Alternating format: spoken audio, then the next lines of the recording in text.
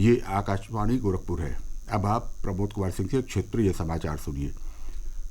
मऊ जिले की घोसी विधानसभा सीट पर कल मतदान होगा। मतदान सुबह 7 बजे शुरू होगा और शाम 6 बजे तक चलेगा।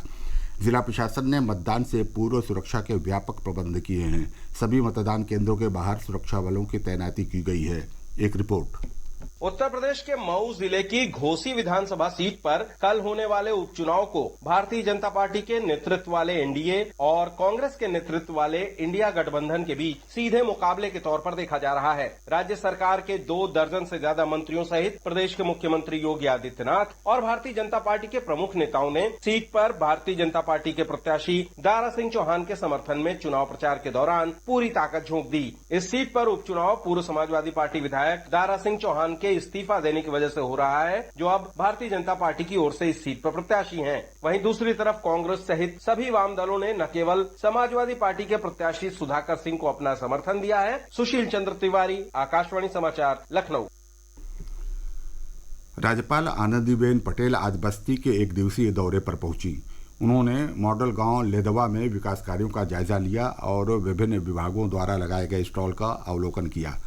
राज्यपाल ने सरकार की कल्याणकारी योजनाओं के लाभार्थियों को प्रशस्ति पत्र और किट वितरित किए। इस अवसर पर अपने संबोधन में उन्होंने कहा कि केंद्र और प्रदेश सरकार की योजनाओं का लाभ आम जन तक पहुंच रहा है।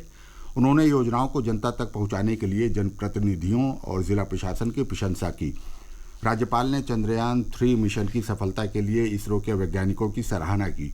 उन्होंने कहा कि चंद्रयान अभियान की सफलता में महिलाओं का बड़ा योगदान रहा।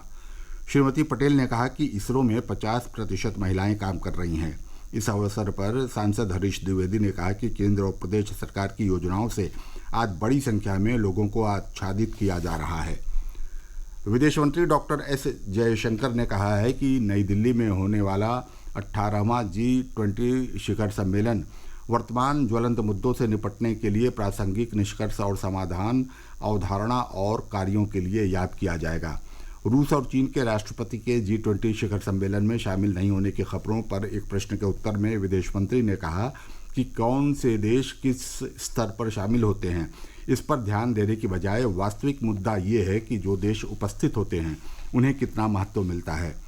विदेश मंत्री आज नई दिल्ली में डीडी डायलॉग को संबोधित कर रहे थे। भारत की G20 की अध्यक्षता के दौरान अफ्रीकी संघ को G20 संगठन में शामिल किए जाने के मुद्दे पर डॉक्टर जयशंकर ने विश्वास व्यक्त किया कि यह इस शिखर सम्मेलन में साकार होगा। सूचना एवं प्रसारण मंत्री अनुराग सिंह ठाकुर ने स्पष्ट किया है कि सरकार की समय से पहले लोकसभा चुनाव कराने की कोई योजना नहीं है। एक निजी टीवी चैनल के साथ एक साक्षात्कार में उन्होंने कहा कि आगामी विधानसभा चुनावों को आम चुनाव के साथ कराने की कोई योजना नहीं है। उन्होंने चुनाव समय से पहले या देरी से होने की खबरों को मीडिया अनुमान बताकर खारिज कर दिया। उन्होंने कहा कि सरकार ने एक राष्ट्र एक चुनाव पर एक समिति गठित की है और ये समिति इस पर हितधारकों के साथ व्यापक विचार विमर्श करके अपनी सिफारिश देगी। संसद का विशेष सत्र इस महीने की 18 तारीख से शुरू होगा।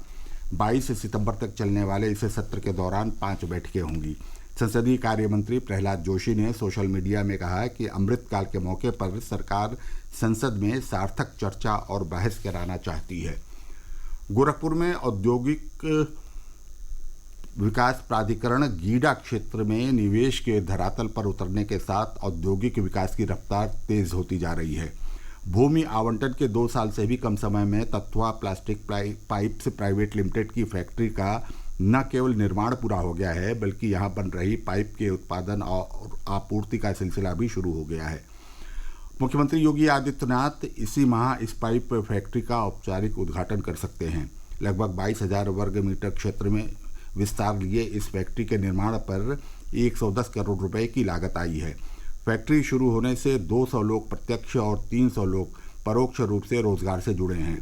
तत्वा प्लास्टिक के गीडा स्थित प्लांट की उत्पादन क्षमता 32,000 मीट्रिक टन प्रति वर्ष है।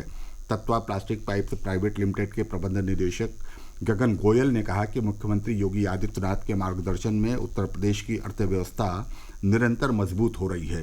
उन्होंने कहा कि आने वाले समय में कंपनी में और अधिक निवेश कर इसका विस्तार किया जाएगा और रोजगार की संख्या दोगुनी की जाएगी।